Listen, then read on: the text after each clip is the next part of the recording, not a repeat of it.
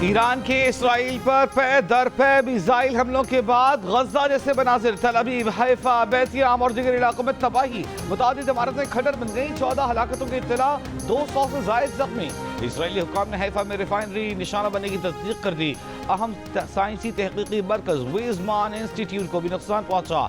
Israeli फौज के मुताबिक ईरान और यमन से हफ्ते की शब और इतवार की सुबह तकरीबन 70 मिसाइल दागे गए। ईरानी हुक्काम के मुताबिक बैलिस्टिक, हाइपरसोनिक मिसाइलों और ड्रोन से इसराइली लड़ाका तैयारों को तेल फराहम करने वाली तंजीबात और तवानाई ढांचे को हदफ बनाया गया। ईरान के आर्मी चीफ अमीर हातमी ने खबरदार किया है कि इसराइल पर मौसर और फैसला कुन हमले करेंगे।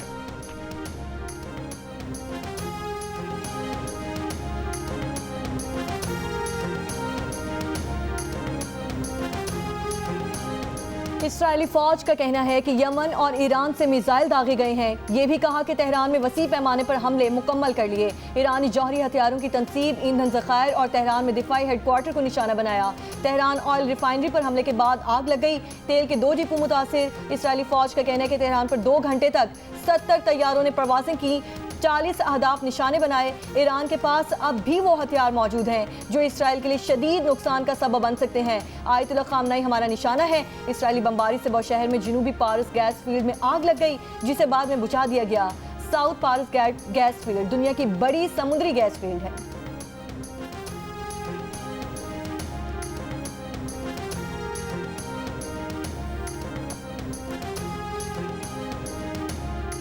ईरानी वजीर खारजा अब्बास अरागची ने कहा है कि इसराइल के ईरान में तवानाई के ढांचों पर हमले जंग को खलीज फारस तक ले आए हैं। हमलों में अमरीका बराबर का शरीक है और उसे इसका खमियाजा भुगतना होगा।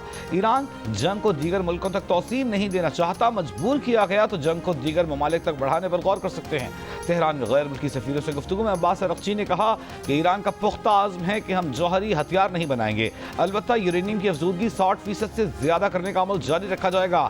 ईरान किसी ऐसे माहिदे का हिस्सा नहीं बनेगा जो उसे जौहरी तवानाई के हुसूल से रोके। ईरान ने एटमी तंसीबात पर हमला करके इसराइल ने ईरान की एटमी तंसीबात पर हमला करके सुर्ख लाइन अबूर की। अहम ईरानी ओहदेदार को शहीद करके जौहरी मुज़ाकरात सबूताज करने की कोशिश की गई।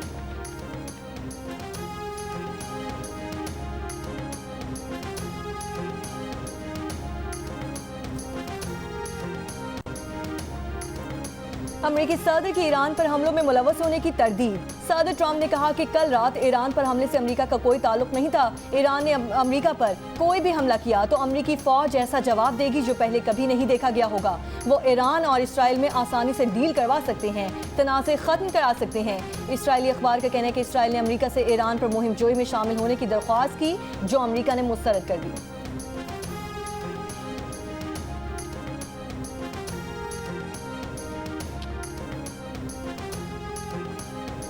जर्मनी, फ्रांस और बरतानिया ने ईरान के जौहरी प्रोग्राम पर फौरी लेकिन मशरूत मुज़ाकरात के लिए तैयारी कर ली। बरतानवी अखबार के मुताबिक जर्मन वजीर खारजा ने तनाज़े के खात्मे की ज़रूरत पर जोर दिया। कहा तीनों मुल्क ईरान को मुज़ाकरात की पेशकश कर रहे हैं, शर्त यह है कि ईरान खत्ते और इसराइल या यूरोप के लिए खतरा न बने।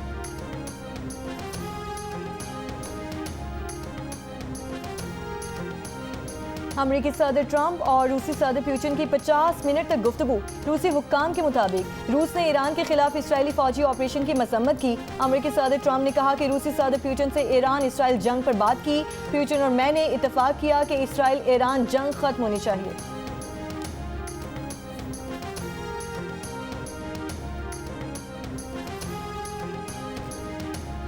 ईरान इसराइल जंग के बावजूद पाक ईरान सरहद बदस्तूर खुली है। दोनों मुल्कों के दरमियान फजाई रास्ता बंद जरूर है, लेकिन जमीनी आमदरफ्त जारी है। वज़ारत दाखिला ने इसराइली हमलों के पेश नज़र पाकिस्तानियों को ईरान का सफ़र न करने का मशवरा दिया है। एलामी के मुताबिक हुकूमत पाकिस्तान अपने शहरियों की सलामती और हिफाजत के लिए सूरत हाल पर निगाह रखे हुए है। ईरान में पाकिस्तानी सफ़ीर मुदस्सिर टीपू खुसूसी हिदायत लेने इस्लामाबाद पहुँच गए। वज़ीर खारजा दफ्तर खारजा ज़राए का कहना है कि ईरान में मौजूद पाकिस्तानियों को वापस मुंतकिल किया जाएगा। ईरान और इराक में पाकिस्तानी सिफारतखानों के इमरजेंसी नंबर्स बदस्तूर काम कर रहे हैं।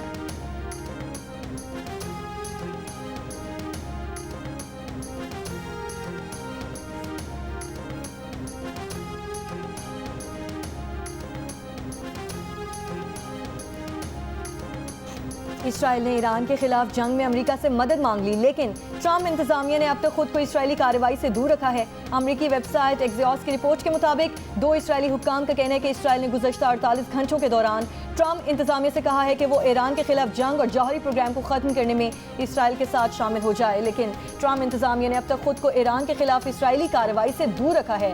अमेरिकी वेबसाइट ने लिखा कि एक इसराइली ओहदेदार ने दावा किया है कि सदर ट्रम्प ने इसराइली वज़ीर आज़म के साथ गुफ्तगू में ज़रूरत पड़ने पर ईरान के खिलाफ कार्रवाई में शामिल होने का इंदिया दिया है। व्हाइट हाउस के एक अहलकार ने इसकी तरदीद की। एक दूसरे अमेरिकी अहलकार ने तस्दीक की कि इसराइल ने ट्रम्प इंतजामिया से जंग में शामिल होने की अपील की है, लेकिन फिलहाल ट्रम्प इंतजामिया इस पर गौर नहीं कर रही। एक इसराइली जरिए ने दावा किया कि अमेरिका दरख्वास्त पर गौर कर रहा है और इसराइल को उम्मीद है कि ट्रम्प राजी हो जाएंगे।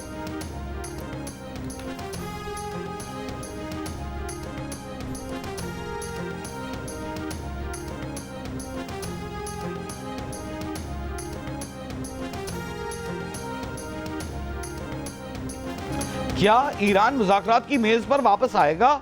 क्या ईरान सदर ट्रंप की पेशकश कबूल करेगा? बरतानवी टीवी की सहाफ़ी की ईरान को कसूरवार साबित करने की कोशिशों पर ईरानी प्रोफेसर मोहम्मद बरमजी का करारा जवाब। कहा, आपके चैनल को अच्छे से मालूम होगा कि ईरान मुज़ाकरात ही कर रहा था। ये ट्रंप ने नेतन्याहू के साथ मिलकर हमले की साजिश की।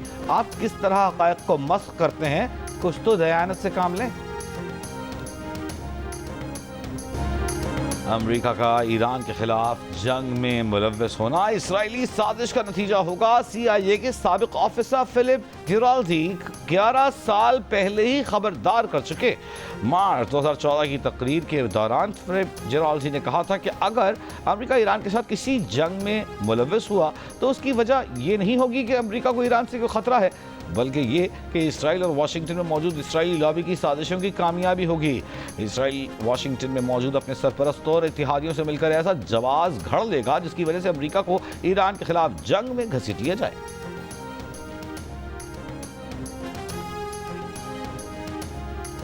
मुल्क की मईशत से डिफॉल्ट का खतरा तो टल गया, मगर क्या मईशत दुरुस्त राह पर चल पड़ी है? नए वफाकी बजट में आवाम को कितना रिलीफ दिया गया है? मुल्क के बड़े कारोबारी अफराद क्या सोचते हैं? जानिए जियो न्यूज की खुसूसी ट्रांसमिशन कर डालो आखिरी मौका में आज शाम 4 बजे।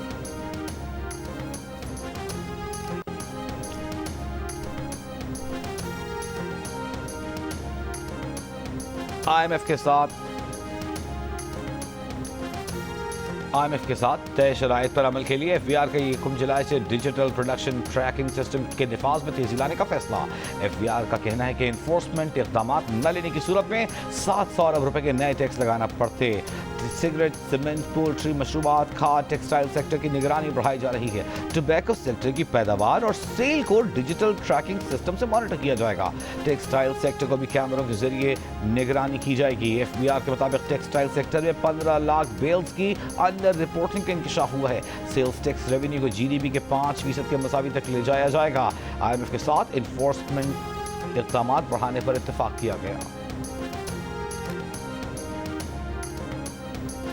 पंजाब का आइंदा माली साल 2025-26 का बजट कल पेश किया जाएगा। 5,300 अरब रुपए से ज़ायद के बजट में से 1,240 अरब रुपए तरक्याती बजट होगा। उसमें से 1,115 अरब रुपए पंजाब हुकूमत अपने लोकल फंड से फराहम करेगी। पंजाब असम्बली के ज़राए के मुताबिक 4,060 अरब रुपए से ज़ायद रकम गैर तरक्याती कामों के लिए मुख्तस की जाएगी।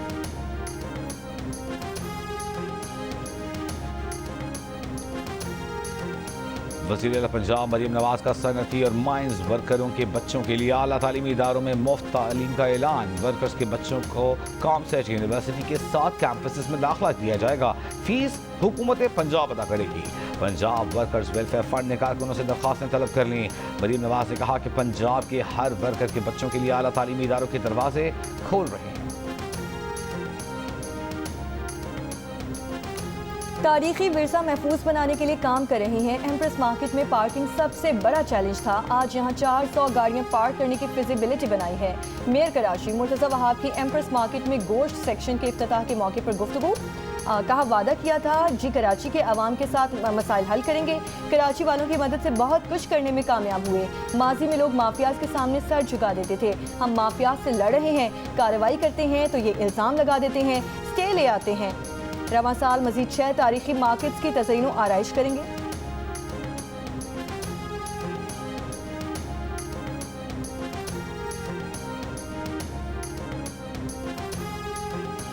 सिंध और पंजाब के मुख्तलिफ शहरों में वक्फे वक्फे से बारिश। थर पार कर नवाबशाह, घोटकी, नौशहर फिरोज, बहावलनगर, तिहाड़ी, कमालिया और बोरेवाला में बारिश हुई। मौसम तब्दील हो गया, गर्मी की शिद्दत कम हो गई। महकमा मौसमियात का कहना है कि आज और कल पंजाब, बालाई खैबर पख्तूनख्वा, सिंध और शिमाल मशरक़ी बलूचिस्तान के मुख्तलिफ हिस्सों में आंधी चलने और तेज़ बारिश का इम्कान है। चंद मकामात पर ज़ालाबारी भी हो सकती है। कश्मीर और गिलगित बल्तिस्तान में भी तेज़ हवाओं के साथ बारिश की पेशगोई।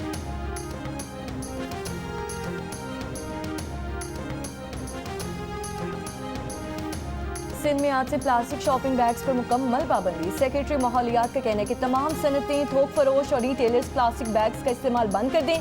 प्लास्टिक बैग्स की तैयारी, तरसील और इस्तेमाल पर जुर्माने, गिरफ्तारी और फैक्ट्री की बंदिश जैसे इकदाम होंगे।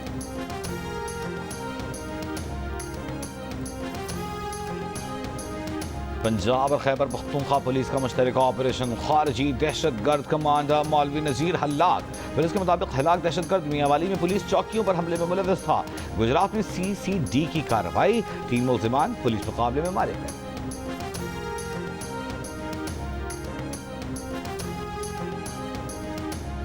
मर्दान में 17 साल कबल पसंद की शादी करने वाले मियां बीवी को मुखालिफिन ने फायरिंग करके कत्ल कर दिया और फरार हो गए। पुलिस के मुताबिक मकतूल खातून ने 17 साल कबल घर छोड़कर पसंद की शादी की थी। दोनों फैसलाबाद में रहने लगे थे। गुज़श्ता रोज मियां बीवी के हमराह गांव में अपने भाई के घर आए, जहां बीवी के भाइयों और भतीजों ने फायरिंग कर दी और दोनों मियां बीवी को कत्ल कर दिया गया। मुकदमा दर्ज, मुल्जिमान की गिरफ्तारी के लिए छापे मारे जा रहे हैं।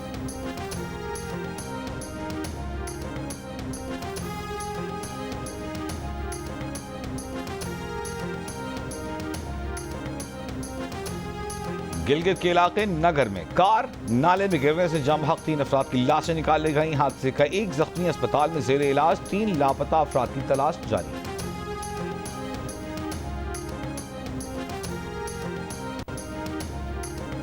इस्राइली फौज के गजा पर हमले जारी। सुबह से अब तक 23 फलस्तीनी शहीद। खाने के लिए कतार में लगे इमदाद के मुंतज़िर निहत्ते फलस्तीनियों पर इस्राइली फौज की फायरिंग, 11 अफराद शहीद, दर्जनों जख्मी।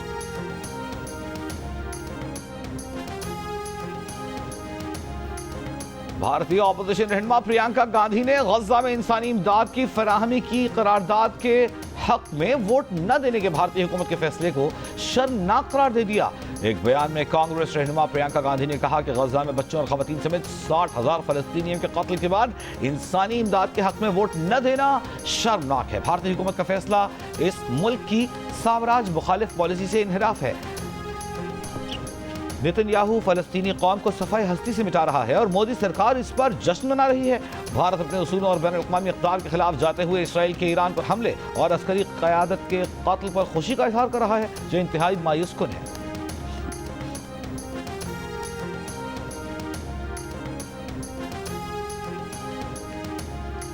भारतीय रियासत उत्तराखंड में हेलीकॉप्टर गिरकर तबाह। भारतीय मीडिया के मुताबिक हेलीकॉप्टर में सवार तमाम 7 अफराद हलाक हो गए। हेलीकॉप्टर घने जंगलाती इलाके में गिरा, जहां रसाई मुश्किल थी।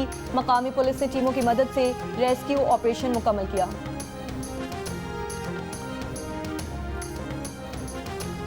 अमरीकी फौज की 250वीं सालगिरह के मौके पर वाशिंगटन DC में फौजी परेड। अमरीकी सदर डोनाल्ड ट्रंप भी 79 बरस के हो गए। शहरियों की बड़ी तादाद ने परेड देखी। अवामी इज्तिमा से खिताब में सदर ट्रंप ने कहा, अमरीका दुनिया का ताकतवर तरीन मुल्क है और जल्द अजीम तर और पहले से कहीं ज्यादा ताकतवर होगा। अमेरिका भर में नो किंग्स रैलियां, लाखों अफराद की शिरकत। रैलियां बादशाहत की मुखालिफत और जमहूरियत की हिमायत में निकाली गईं।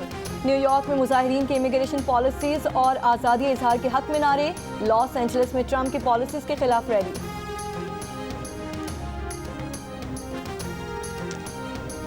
NCA स्किल्स डेवलपमेंट कैंप के लिए कौमी क्रिकेटर्स आज रिपोर्ट करेंगे। कैंप के पहले मरहले में बाबर आजम और मोहम्मद रिजवान समेत 15 क्रिकेटर्स को मदऊ किया गया है। क्रिकेटर्स कल से 2 सेशंस में ट्रेनिंग करेंगे। दूसरा मरहला 23 जून, तीसरा मरहला 30 जून से शुरू होगा।